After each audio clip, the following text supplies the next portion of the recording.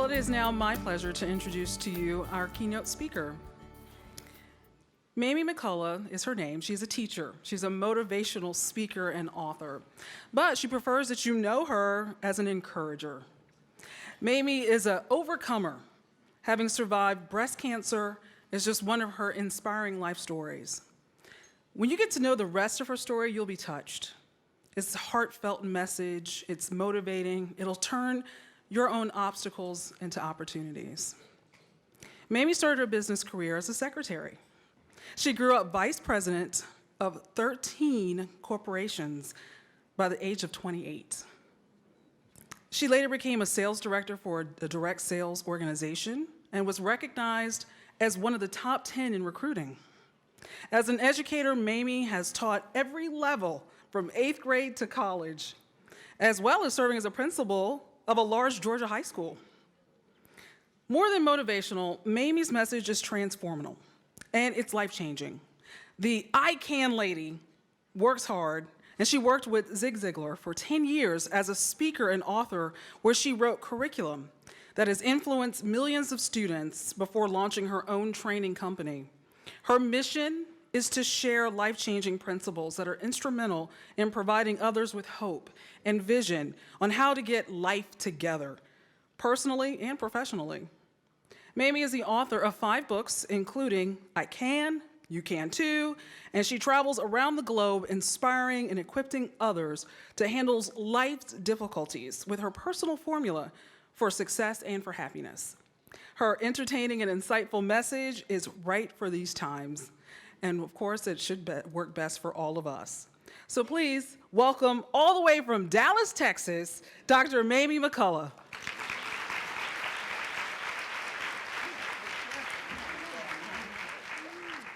Thank you. I was on a plane one day, which is the way I generally fly. And I noticed the man sitting beside me, something unusual. He had his wedding band on his left index finger. You know, I talk to everybody. So I said, "Excuse me, sir, but don't you have your wedding band on the wrong finger?" And he smiled and said, "Well, I'm married to the wrong woman."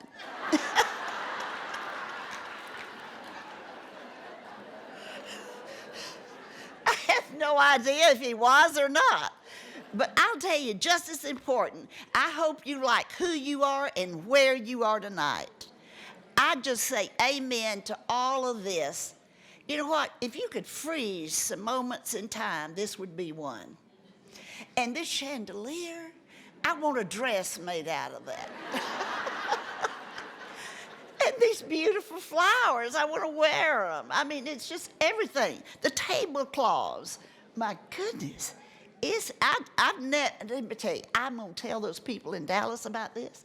They're going to be so jealous when I get back. I'll just tell you. Well, I do hope you like where you are in life. I watched Dr. Phil, and sometimes I heard him say, "I want you to get excited about your life." Well, I want you to also do that, but more importantly, I want you to get excited about your health. Let me tell you, and thank you ladies so much for saying we have the education. Let's give the education to you. Vidant Health. Oh my goodness, people. I did not know that when I had cancer, I went to Baylor Hospital in Dallas. I don't know, they may have moved me from place to place, I don't know, but I stayed in one building. I didn't have to go to all those different places. And is it November, the 3D mammogram is being enforced? It may be now. But they're always building something for cancer, and they care about this. One of the things I have noticed in the material this week is that Vidant does not want you to suffer. They don't want you to be sick. They want to help you to be well. And you know what? That is a decision oftentimes. Now, I say that today is the best day of my life. And I know the lights are bright. But even if they weren't, you could tell I am not young, okay? I do tell my age. I'm 39. Now let me finish. And then I was $49.95. And then I was $59.95 plus tax. And $69 plus tax, postage, and handling. And I'm very close to $79. But you know what? I decided this was going to be the best day of my life. It's because I made the decision. Don't let anybody else ruin your day. Goodness, get away from those negative people.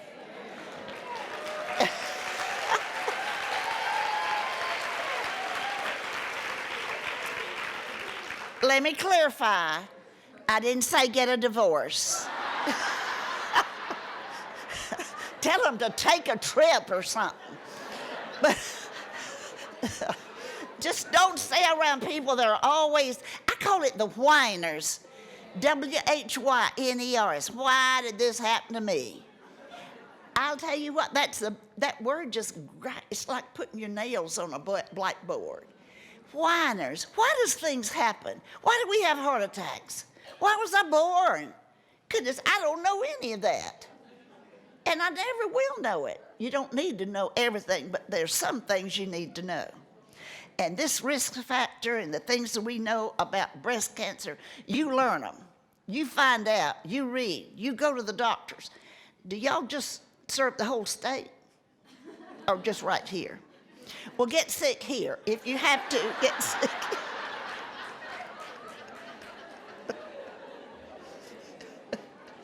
You know, I make a lot of fun of my age because I'm at the age of not downhill, but upkeep. How many of you know what I'm talking about? I never want to look natural again. Stick it on, paste it on, glue it on, push it out, pull it. Whatever can be done, do it.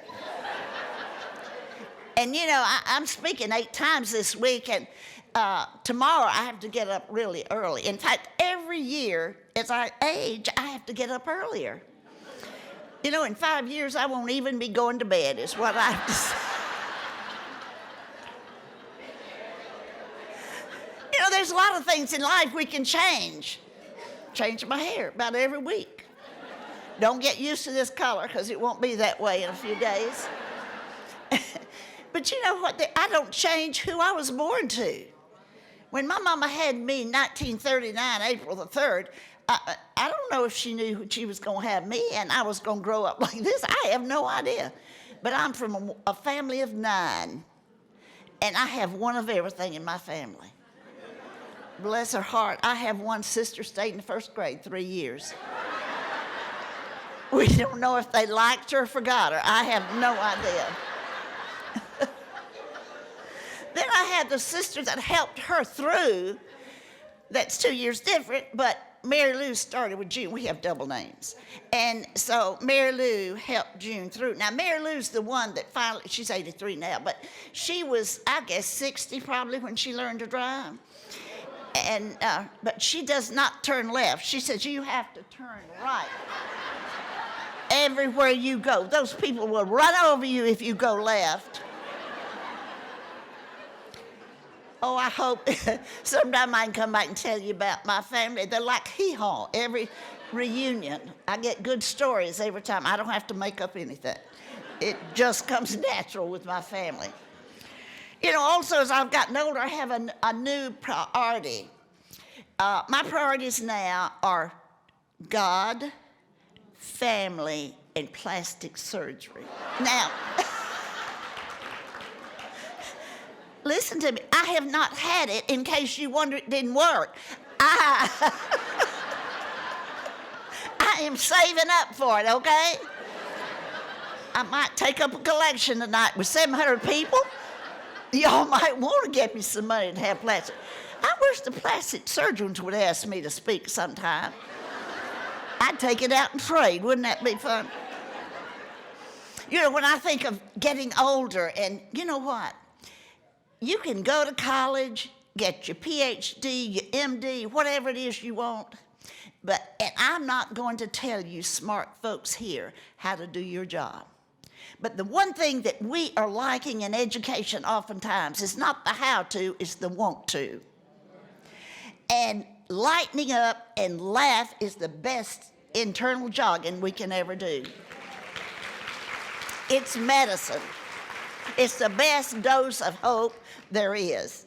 But I think it's the 88-year-old woman that came to Dallas to see her daughter.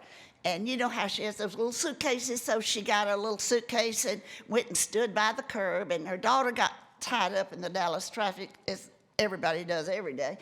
And so finally she was coming up, and there stood her mother with the little suitcase by her, and she was doing this.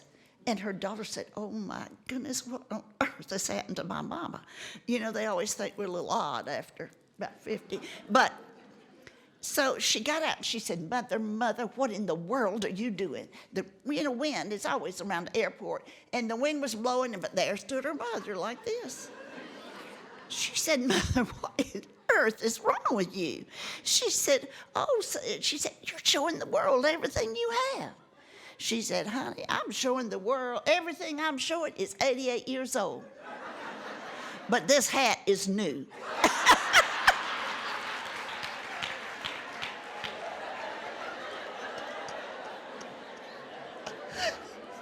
So when I go out, be careful not to lose anything. And y'all, I just love gaudy. I just love gaudy. Overdo, never underdo. Whatever it is, more is better. I have a theory when I speak in churches. I tell them, they say, "Well, are you always that way?" I said, "Always. If they can't see my jewelry from the back row, I don't wear it." More is better. More is better. Now, oftentimes I run into people that say I'm burned out. I'm burned out. Maybe on your job, your family, your community, people are irritating. And goodness, I don't like all my family either, but I love them, but I just don't like them sometimes. Distance is good.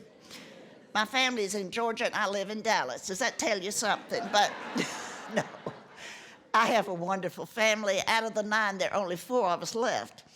And I'm 76. My other sister's 78, 83, and 89. So we have this beat, I think. We're just going to all live to be 90 or 100 or something, and I'm going to continue to talk, whatever it is. When my mouth quits, they can bury me. But up till then, I'm going to keep going. It is a decision.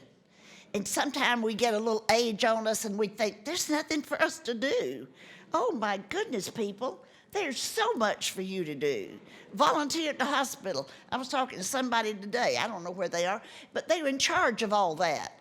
The volunteers. Is she here tonight? Where are you, baby? I ran into you. Don't you need volunteers always? Sign up with Jennifer. Wasn't it Jennifer? I was close, wasn't it, Jennifer? She's ahead of the volunteers. And don't you sit around saying, "Well, why doesn't something exciting happen to me?" Well, make them happen. Get you some feathers and put them in your hair, and get you a red dress or pink dress, better. Get you a hat. And folks, just be alive. Don't ever. And you can be almost dead at 20. It's not because I'm this old. It's a decision that I made. Now, if you're burned out on housework, I understand. How many of you do not like housework? Oh, look at all my friends. Look at my friends, I'm telling you. Well, in one of my books, the title of the book is "I'm Not Waving, I'm Drowning." And the 5th chapter is this. Tells you how I feel about housework. Dust is a protective coating for furniture.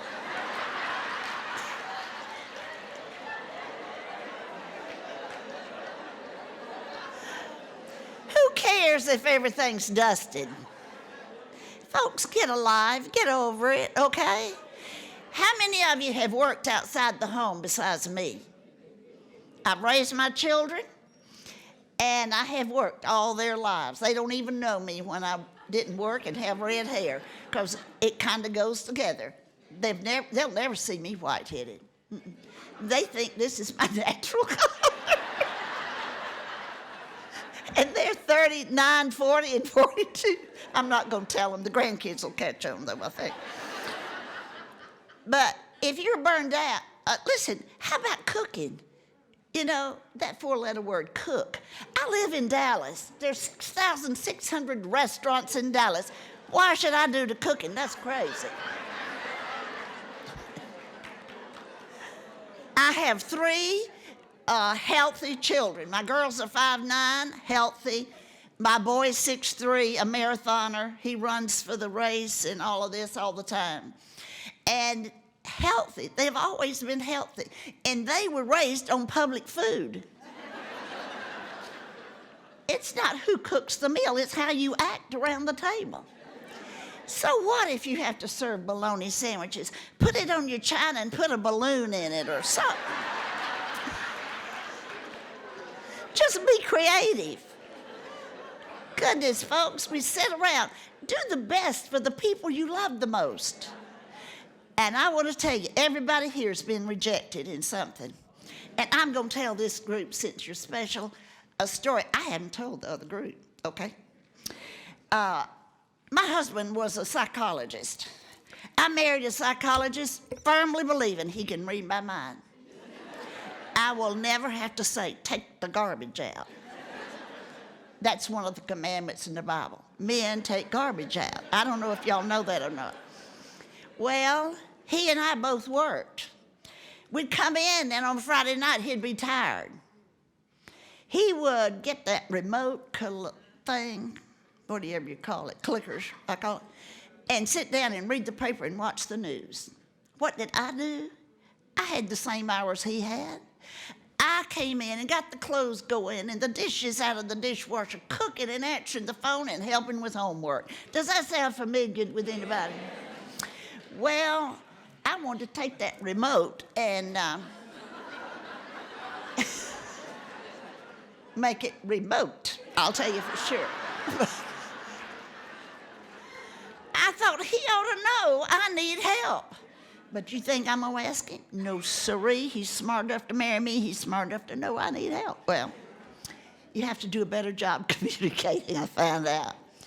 But I'd get up on Saturday morning, and of course he was tired, so he slept in. I got the three kids up. I would start vacuuming and cleaning and doing all this, dishes and everything. And I'll tell you what, often on Saturday morning, I would have what I call a pity party. Pity me, ain't nobody doing but me. I don't eat out of these clothes, don't wear all these clothes, don't eat out of these dishes. Why do I have to do everything? Two things wrong with a pity party. First of all, you're the only one that comes. And nobody serves refreshments, okay? Folks, we've all had pity parties, and it's okay to have one. If you want to have one tonight when you get home, say, I'm fixing to have a pity party, it's going to last 30 minutes. At least they know you're going to get over it. A lot of people go through life saying, poor me, poor me. We do that with food. You know what? That word diet, they ought to take it out. D-I-E-T means discipline in eating things. Let's call it well. Let's be well. Don't go on a diet, just be well, W-E-L-L. That's a word that I think, you know, if you look at the word diet, the first, it spells I-E-T, D-I-E-T-I-E. So I want to tell you something, folks. If you ate your dessert, do not feel guilty about it. Now, I like Snickers. How many of you like Snicker bars? I love the paper and everything. I mean, I love Snicker bars.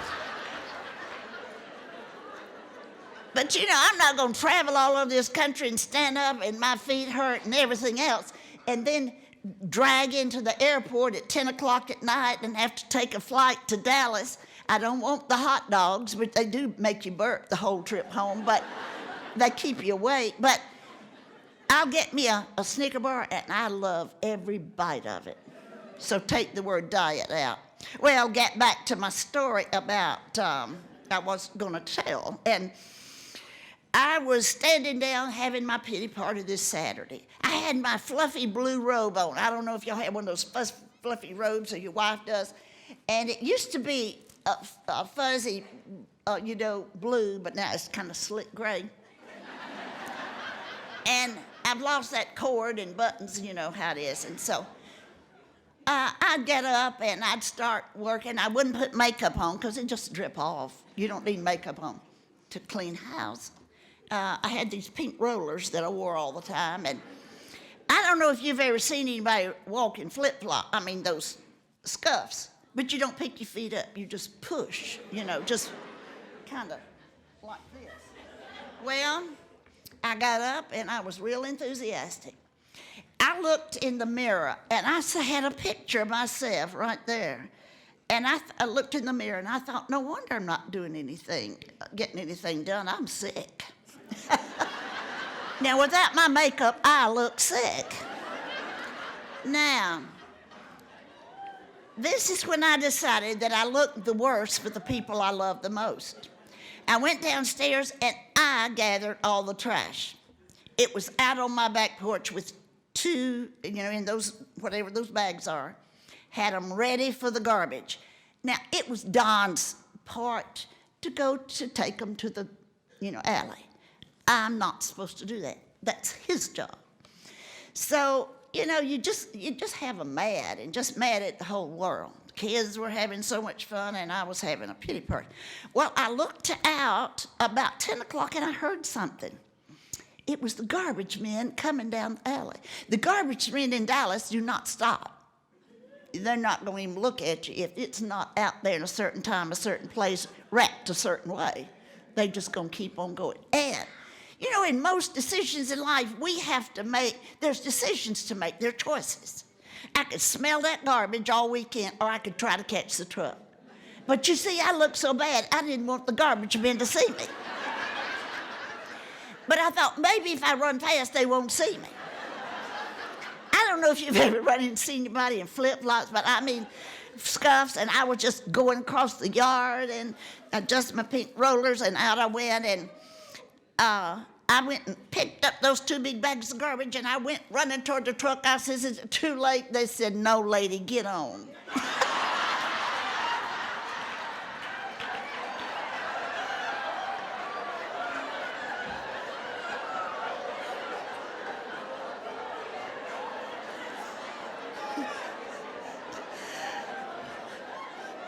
I know about rejection. But let me tell you, folks, rejection is in all of our lives, and you need to look and act and smell the best for the people you love the most. My husband died in 1980, and I have been a single mother raising my 3 children in Dallas, Texas, and traveling and speaking. And I refuse to feel guilty about helping my children develop and giving them good educations in college. I promised them 3 things. I said, if you'll stay out of sex, drugs, and alcohol, I will give you a car of my choice when I want to. I will give you 1 college degree and 1 wedding. That's it. And I held them to that. If they got into those bad things, they just didn't let me know it. And I don't ever want to know whatever it was. Because they're married and I have 6 grandchildren. I'm proud of my PhD, but you know what I'm even prouder of? My MA degree. I love being mama. When I began writing, I wanted them to put mama on my books. And now I have another degree. It's my NA degree. I love those grandkids. I love to see them come. How many of you have grandbabies? Don't you just love to see them come? But don't you love the tail lights sometimes? Sometimes I'm so wear out, I don't know how to oh, please don't go. No, I don't see any of my children enough to get tired of them. Not that I know of anyway. But, we learn from life's lessons. And I think that if we can take a few words out of our vocabulary to want to do better every day. I wear the bumblebee because I heard that aerodynamically a bumblebee cannot fly.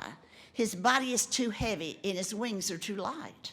But the bumblebee doesn't know that. He doesn't read, so he flies. You see, I can be what I want to be. And I use it as a witness tool because when People on the elevators a little bit, kind of can't stand up straight. I don't know where they've been, but I don't go to the same places. And often they'll say, "Lady, you got a bug on your shoulder." So I just turned around and I said, "Yes, sir, it's better than a chip." Don't you know, they think, who have we run into? And my poofy hair and big jewelry. But nobody ever bothers me or anything. I mean, and I walk all over the United States. I'm really a yoga person. I like to take heated yoga, and that's what I'm in right now. And I do it until I get hot, and then I quit. But I don't like to do things like that you sweat and all, but you know what? It's worth it. It's worth the results.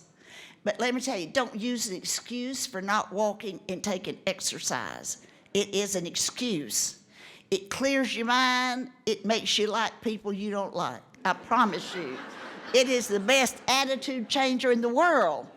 Now, I'll tell you how to do it. I've been in Chicago, New York. I've been everywhere that I can go anyway.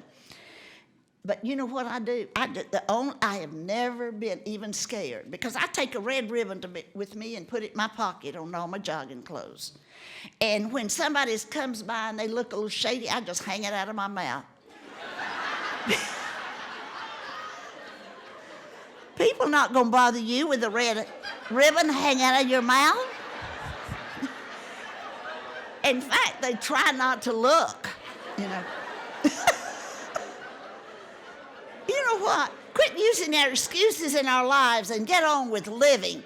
Be better today than you were yesterday. Be a better doctor. Be a better mother. Be a better father. Be a better everything today than I was yesterday. Because I made a decision last night when I went to bed about 11 o'clock after speaking that today is going to be my best day. And I have not been disappointed all day long.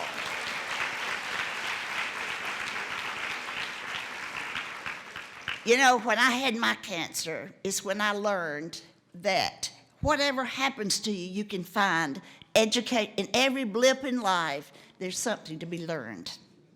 And I learned when they told me I was going to have a radical mastectomy on my left breast, and I found out like I'd gotten to take a shower off the treadmill one morning 16 years ago, and I noticed something was wrong with my left breast. And I called the doctor. 3 hours later, I was told I had to have a radical mastectomy immediately. I really asked the doctor, could I wait till Monday? I had a party on Thursday, and I really wanted to have that party. And I said, will it be worse if I wait till Monday? He said, no. So I waited till Monday, had a real lovely party. And, when the doctor came in, Dr. Knox at Baylor University, she looked at me and she says, Mamie, you may not be able to use your left arm. I said, oh, I have to use it, Dr. Knox. Everything I have has two arms. My pajamas, my suits, everything's got two arms. I can't even talk without both of my hands. I have got to do it. But let me tell you what I learned. I didn't cross my mind to say, Dr. Knox, tell me why I had cancer when nobody in the 9 of my family has ever had it. There are 4 of us left, and we're the only 4 that hadn't had heart trouble. All the others have gone on, have had open heart surgery. I told you I'm 76. The oldest daughter's sister's 89, and the 4 of us have never had it. But I had cancer. But I did not ask why. I learned something about myself. I looked at Dr. Knox and I said, I want to know what I can do to come back. So don't be a whine or be a water. You need to ask these doctors, what can I do to help you help me? Is that right? How many of you doctors or MDs right down here? Where are you? Let me see your hands. Don't act embarrassed. Put it up. That's right. I got to ask y'all something. After I had the radical mastectomy, I have my mammograms. But why do they charge me for 2?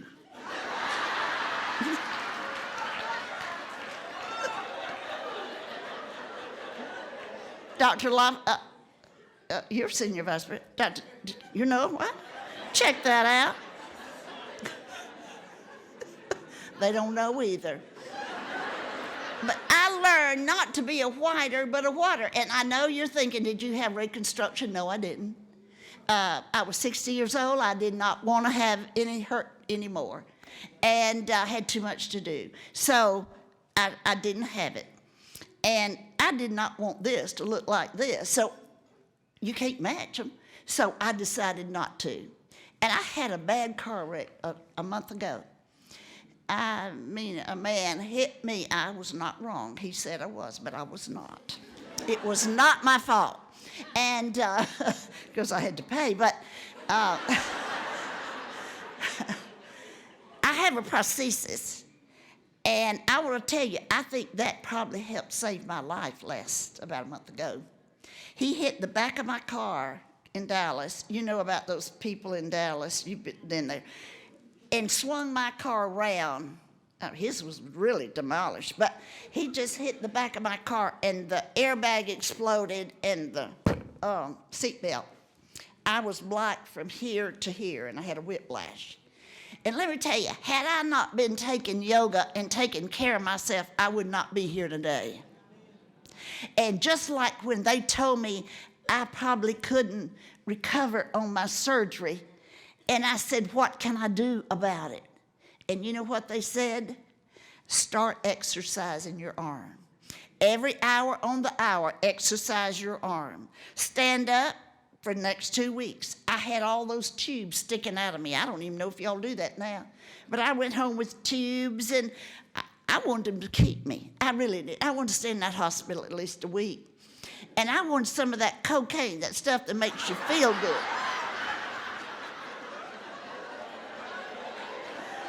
I may have that wrong, but it's close. And you know what they said? Miss McCullough, you're not sick. Made me mad. I hurt. I don't like the hurt. But they were right. And I found out that if I do, and 2 weeks later, I went in, they were going to start me on therapy. And I did everything they said for 2 weeks, every hour on the hour that I was awake. I'd get up and I'd try and I'd cry and I hurt and I did everything. But I went back to the doctor in 2 weeks, and Dr. Knotts looked at me and she said, Mamie, are you ready to take the therapy? I said, yes, ma'am. I wanted to get back into, going and do it. She said, well, how far can you lift your left arm? I said, this one? She said, yeah. I said, this high. She said, how did you do that? I said, how did I do it? You told me to do it.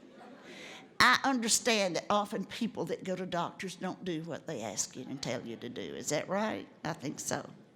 That is crazy. I learned when I had cancer, folks, that you have to listen to the experts.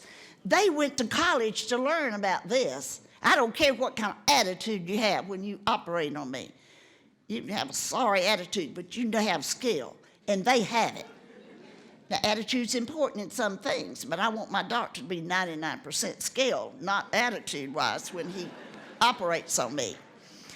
But for goodness sake, I learned that not listen to the experts, and I learned I had to take action. Whatever you need to do to recover from anything. And listen, folks, I've been where all of you been almost. I've been poor. Not poor, I was poor. I was raised on welfare. My daddy died and left my mom with 9 kids. My house I grew up in cost $250. Took my mama 10 years to pay it out. Never had a coat of paint. Never had screened windows. We had a path. We had 10 tubs. Do y'all know that's where the number 2 tubs, that's where the hot tub started out in the country. And I'll tell you something else. Folks in the big city think they know everything. They are selling other folks yogurt parfait for $3 or $4. We had it. We'd put clabber in a bowl and add some blackberries or peaches, whatever we could steal up and down the farms. We thought that was dessert. Now they charge you $3 or $4 and call it yogurt and yo play. You know what? I'm still country. And it's not where I started in life. And people say, are you rich and successful? And I am, because richness to me is living every day to its fullest. That's what richness, and to me, success and richness kind of go in hand in hand. And I want to tell you, every day of my life, I get up grateful. And just like at this hotel, that lovely Hilton where they've put me this week, I look out on that 6th floor, and the first thing I say is, thank you, God, for window panes. Because when I was growing up in Dixie, in that house that I would, and I never would tell this story for years and years how poor I was and that I was raised on welfare. But let me tell you, folks, I've worked 60 years of my life. I have paid the government back everything they've ever invested in me. In fact, they ought to send me a thank you note. Well, I got to go. But one nice story I want to tell you about. I have a lot to tell you, but the time ran out tonight. But my son Brian, after my husband died in 1981, I told my 3 children, they were 5, 6, and 8 when he died. And I said, I will not give you all money to buy me a present for my birthday or for Mother's Day. You make it. Well, the week before Mother's Day, my 2 girls, every afternoon after school, they were in there doing something. You could tell they were working on a Mother's Day. And what was Brian doing? He is my ADDD child. That's attention deficit disorder deliberately. So, no school, no job, no problem. Just chill, Mother, just chill. So, I paid for 5 years of college. I just hope he got a degree. But anyway, he did. But he was a struggle. His daddy died the first month he was in 1st grade. And kids had what they see and go through as children. People, it lasts forever. And folks, invest in these young people. I met some of the neatest young people that are servers here. And I don't know where they are now. Are they out here? Oh, they were so sweet. And they're going to college and working their way through. See, folks, we can never help the people that raised me. My mama, I could never repay her for sending us to college. I mean, not college, she didn't know what that was. Sending us to school and to church. My mama never got to go inside the church house when I was growing up. One little room church. And I asked my mama after college, why did you do that, Mother? Why did you not go to church with us? Psychology books say you need to go to church with us. And she looked at me and she said, well, honey, I'd go to the church and squat down outside the window and listen to the sermon through the open window. But I said, Mama, why didn't you come inside? And she said, because I never had a decent dress to wear inside the church. You see, you pass it on. Every woman here has at least 2 sizes you'll never be again. Okay? When you get down, you go and give them away. Don't sell them, give them away. There's always somebody that needs what you can't wear but one thing at a time. Get over it. Give things away. It's bread upon the water.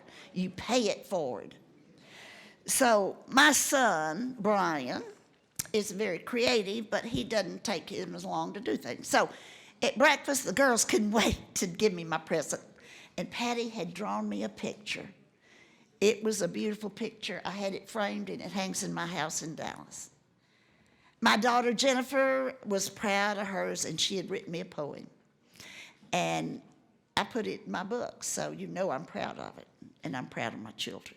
Brian, up to that point, he did never even think that he was supposed to do anything for Mother's Day. It just hadn't dawned on him yet. The girls said, see there, Mama? He is your favorite. He didn't do a thing for Mother's Day, and he's, I don't know why you are so sweet on him. He is my favorite, though. But every one of my children are my favorite, and every grandchild's my favorite. But anyway, Brian said, oh, and he jumps out and goes up in the backyard, and he comes back with a little stick. I thought, Lord have mercy, what is he going to do? He said, Mama, where's the piece of paper? I said, why don't you go in there and get your spiral notebook? You hadn't used it all year, so it is May. Well, he said, okay, where's a piece of tape and a pencil? I said, well, go find them on that desk. So he was not gone more than 2 minutes. I know he wasn't. He came back and he said, here. And I thought, here? It was a piece of paper just yanked out of his book. It was all frilly at the top. And on with pencil, he had written Happy Mother's Day, Mother, 1983. Brian opened it up, and he had taken a little piece of tape and glued that stick to this paper. And under it, he wrote, Mama, Ma is what he said. Ma, if you'll stick with me, we'll go far. So,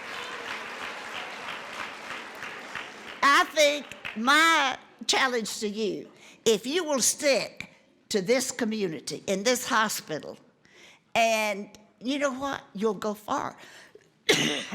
Absolutely, you will go. But you make up your mind and do it. You see, Brian didn't take him as long, but he meant just as much to me. I wore it out taking it around, so I've had to quit taking his picture, his little thing around. But it's important. It's the thought that counts. Excuse me. Mr. Kipling was a great writer, and one day a newspaper reporter came up and said, Mr. Kipling, I understand you make as much as $100 per word. Mr. Kipling said, yes, sir. Go bring me some water, baby. I'd like something stronger, but this one.